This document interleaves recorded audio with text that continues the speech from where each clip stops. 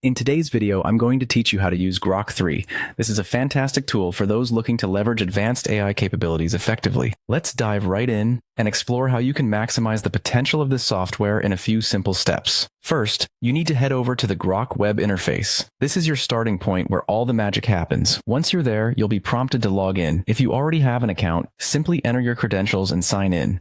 If not, you'll need to go through the quick process of creating an account. Make sure you remember your login details, as this will be your gateway to accessing Grok's powerful features. After you're logged in, your next step is to create a new chat. This is an important step because it sets the stage for the interactive experience Grok offers. Simply look for the option to start a new conversation or chat, usually prominently displayed on the dashboard or main interface.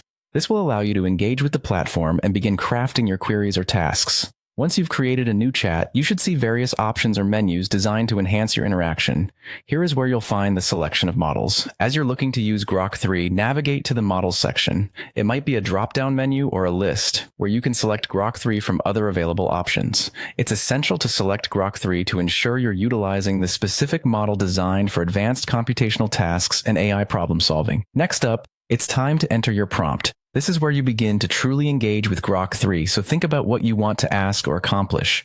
Whether it's a question, a task, or a creative idea you want assistance with, type it into the prompt box. It's helpful to be as clear and specific as possible, as this will ensure Grok 3 understands your needs and produces the most accurate and useful output. Now that you've entered your prompt, take a moment to review the output. Grok 3 will process your input and generate a response. Examine this output carefully to determine if it fully addresses your query or if there's anything that might need tweaking. It's normal to go through a bit of refinement, so don't hesitate to adjust your prompt or clarify your instructions further. This iterative process can help hone the results to better fit your expectations and requirements. Congratulations, you're now adept at navigating and utilizing Grok 3. Each use will further enhance your understanding of this dynamic tool, making your interactions with it increasingly efficient and rewarding. Thank you for joining me in this exploration, and I hope you enjoy your journey with Grok 3.